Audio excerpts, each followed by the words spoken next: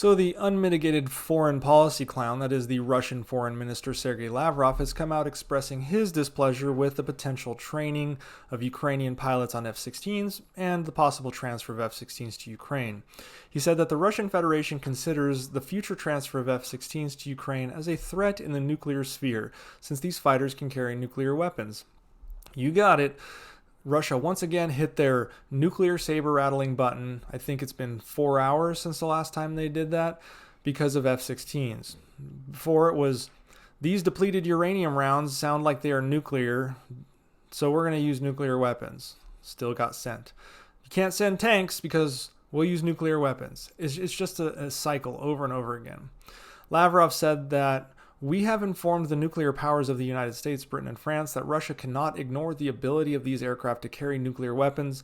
No assurances will help here. The very fact of the appearance of such systems in the armed forces of Ukraine will be considered by us as a threat from the West in the nuclear sphere.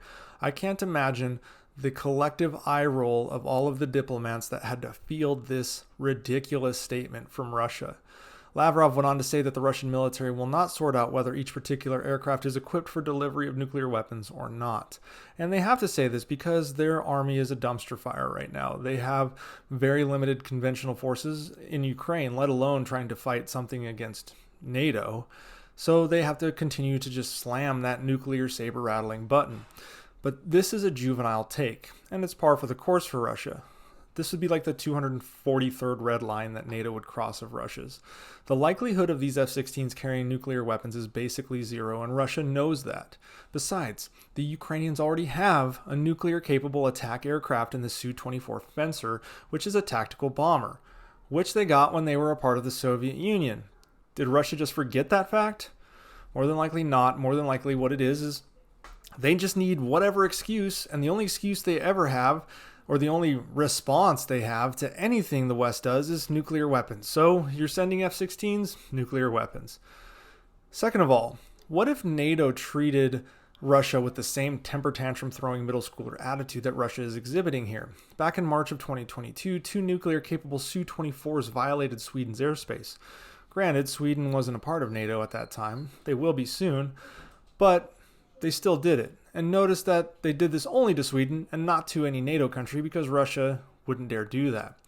Russia constantly flies into the U.S.-Canadian air defense zone. It's the zone that we send up our aircraft to identify. It's technically not our airspace, but it's for identification purposes.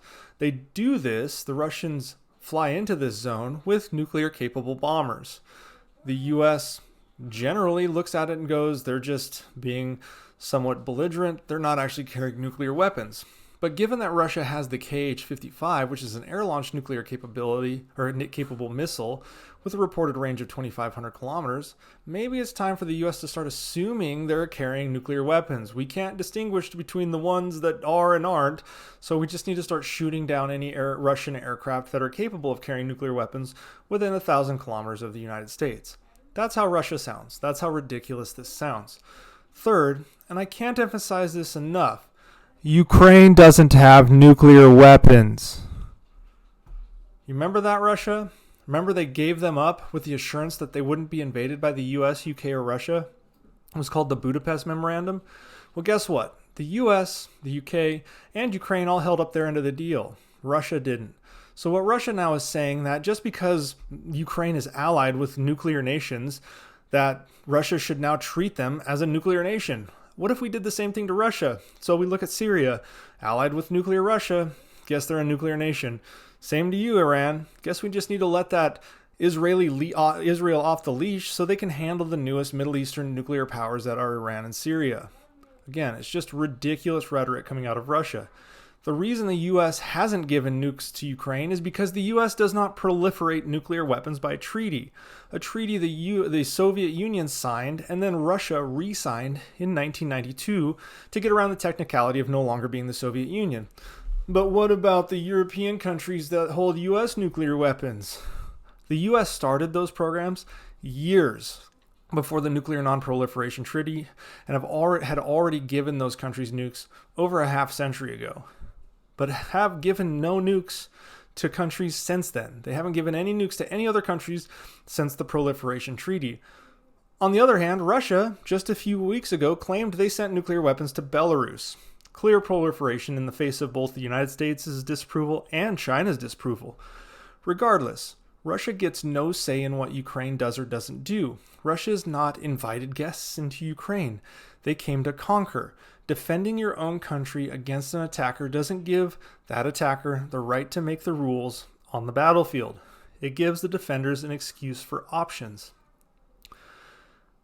They can believe F-16s are carrying nuclear weapons all they want, when they clearly won't be. But if Russia reacts with a nuclear strike, whether preemptively when F-16s start getting delivered, or as just an excuse when F-16s are flying in the air over Ukraine, mark my words, that will be the last day Russia sees peace and safety in their own country.